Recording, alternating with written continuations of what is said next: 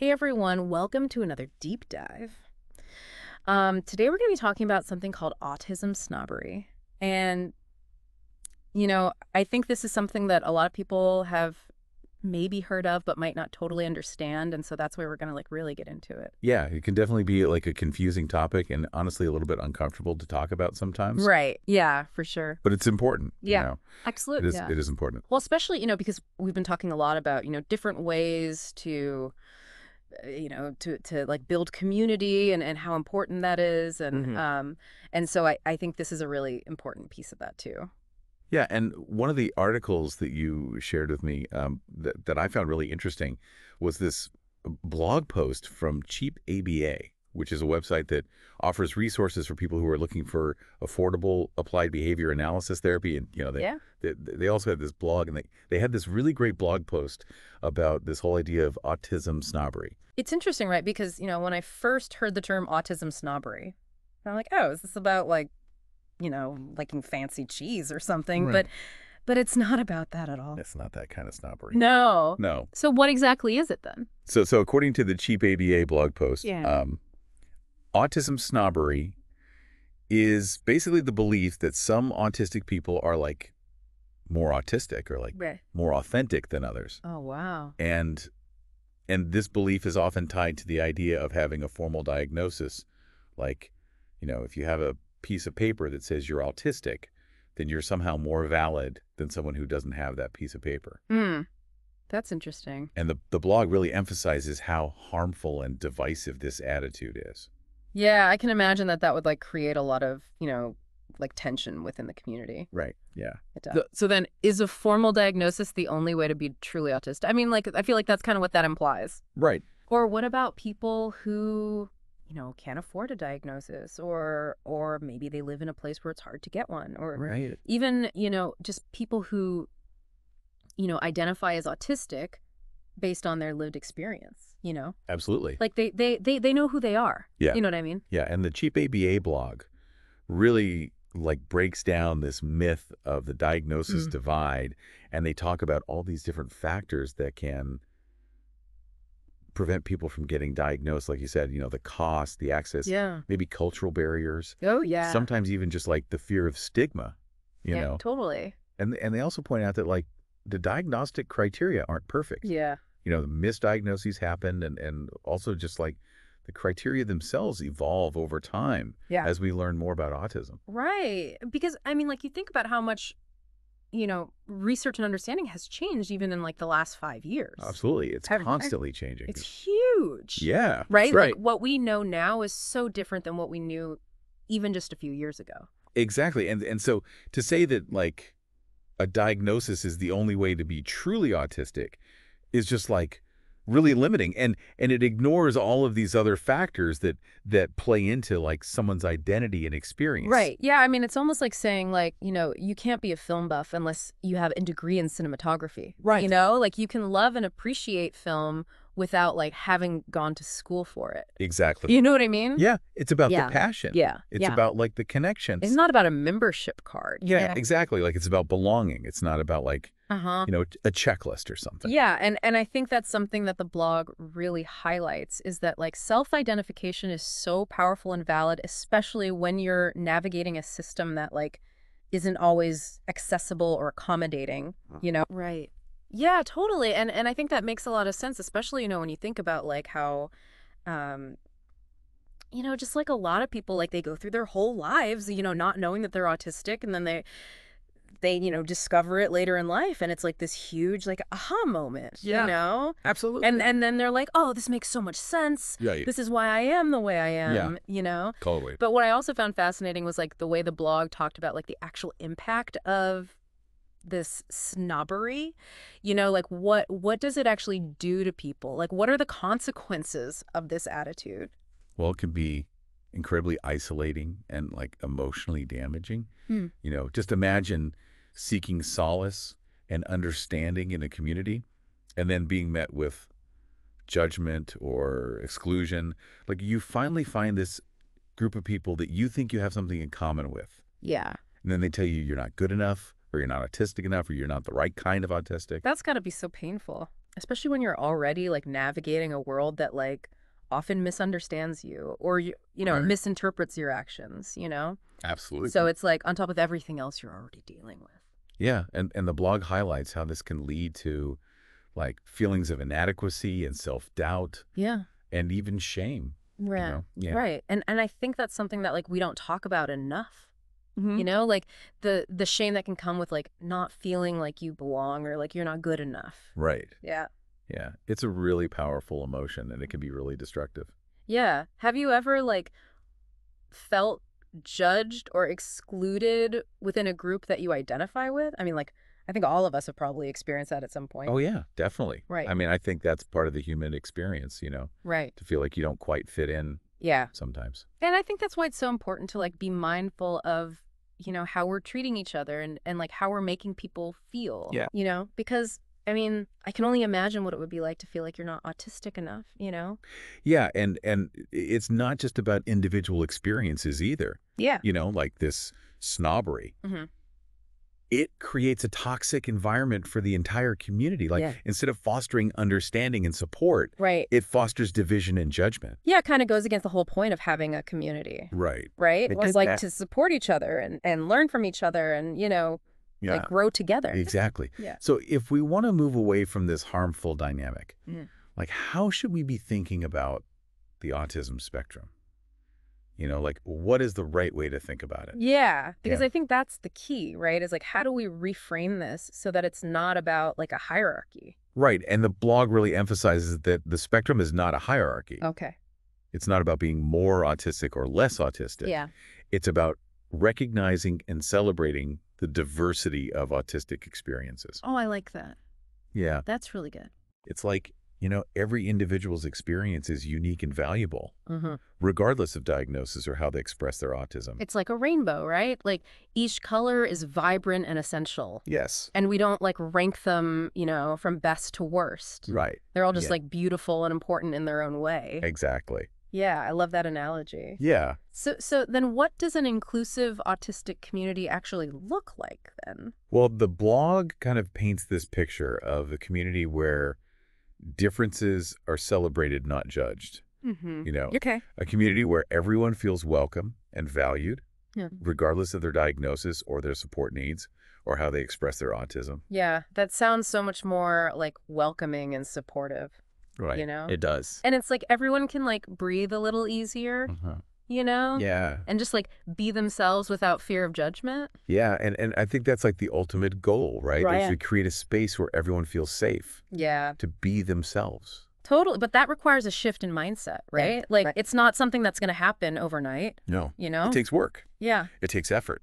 It does. And it takes like, challenging our own biases and assumptions about what it means to be autistic. Absolutely. Right? Yeah. Like we all have to like look in the mirror and be like, okay, am I contributing to this problem? Yes. Am I part of the problem? And if you are, what can you do to change? Right, Yeah, exactly. yeah. And also like being open to learning from each other, Yeah. and recognizing that there's no one size fits all approach to supporting autistic individuals. Exactly. You know what I mean?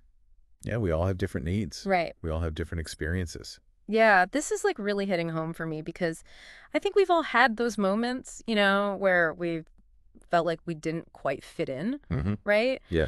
And so it's about creating a space where those feelings of exclusion are replaced with feelings of belonging and acceptance. Right. And that sense of belonging is like so crucial, not just for individual well-being, Yeah. but for like the strength and resilience of the community as a whole. Absolutely. I'm already feeling like inspired to learn more and to contribute to like a more inclusive community. Me too. Yeah. Yeah. But I think, before we get into like specific actions, I think it's time for a little pause. Go ahead. So we'll be right back.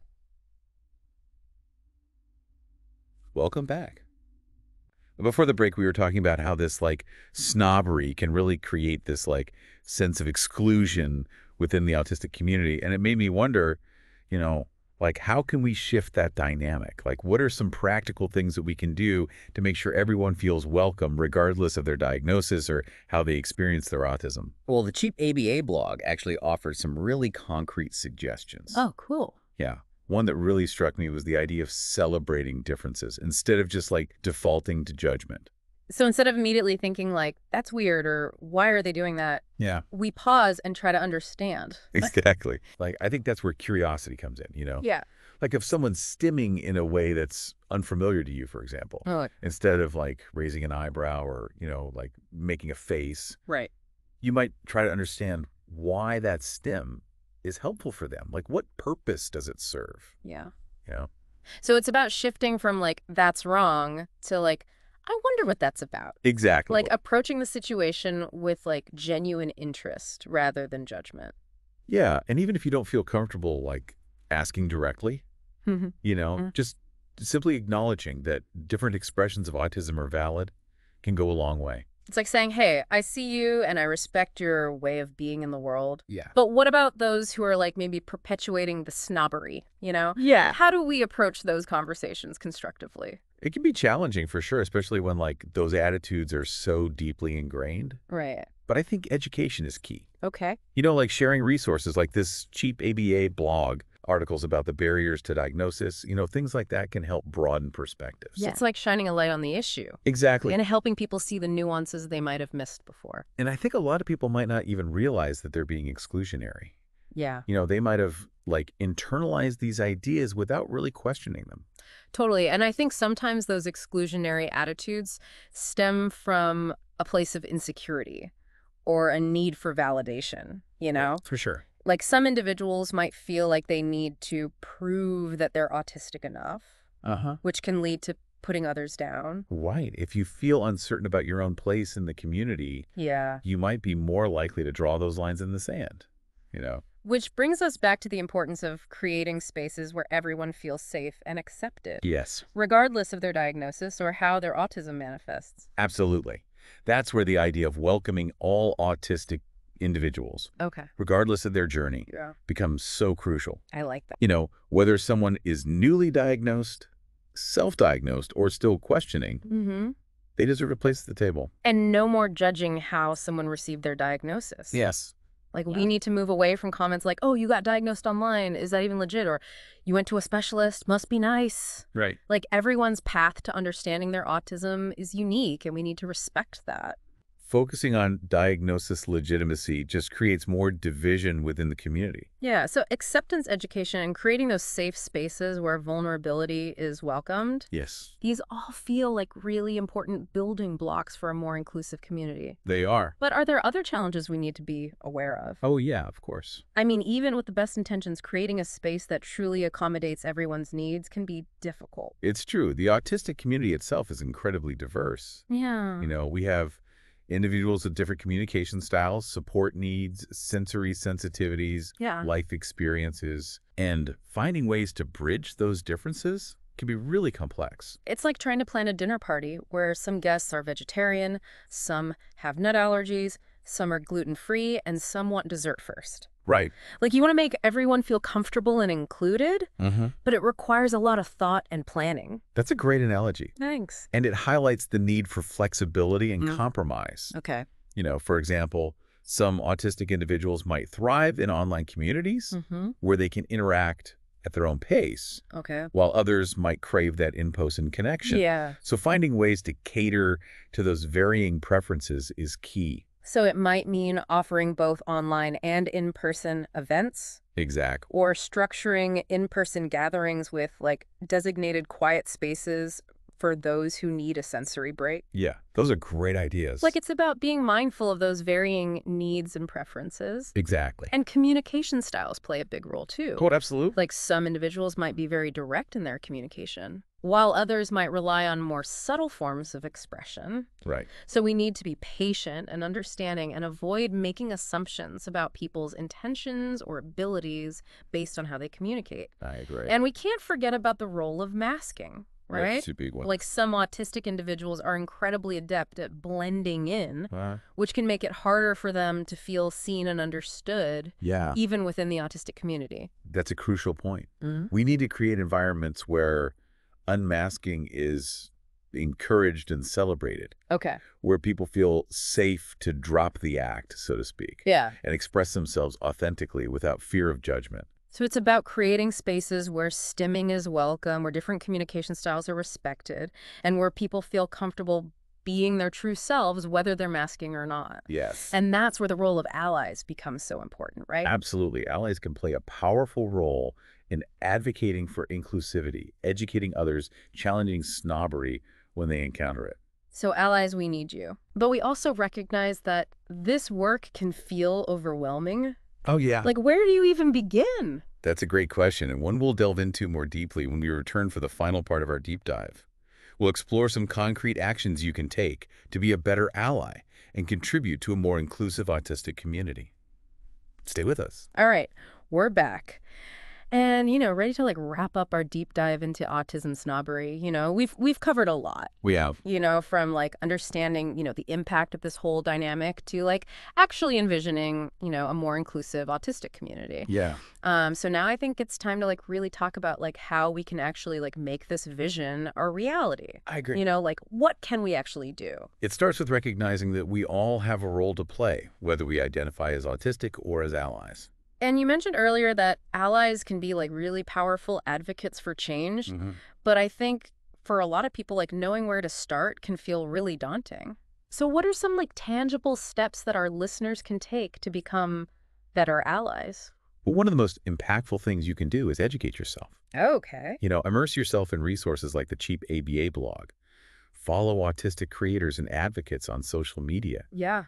Seek out books and articles written by autistic individuals. Okay. The more you understand about the diverse tapestry of autistic experiences, the better equipped you'll be to challenge misconceptions and advocate for inclusion.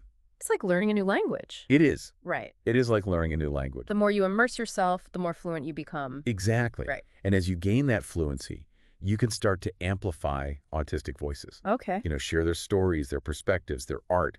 Help create platforms for autistic individuals to be heard and seen. So that could look like, retweeting insightful threads on social media, sharing blog posts that resonate with you, or recommending books written by autistic authors. It's about using your own platform, however big or small, to boost those voices and make sure they're reaching a wider audience. And don't underestimate the power of speaking up when you encounter those snobbery attitudes. Okay. Whether it's online or in person, you can gently challenge those beliefs and explain why judging someone based on their diagnosis or how they express their autism is both hurtful and divisive. It's about calling out those subtle put-downs, those microaggressions that can make someone feel like they don't belong. Right. Even something as simple as saying, hey, that's not cool, Yeah, can make a difference. it can. And remember, allyship is an ongoing process. It is. It's not like a one-and-done thing. No, And it's about continuously learning, Right. unlearning, and challenging our own biases. Yeah. It's about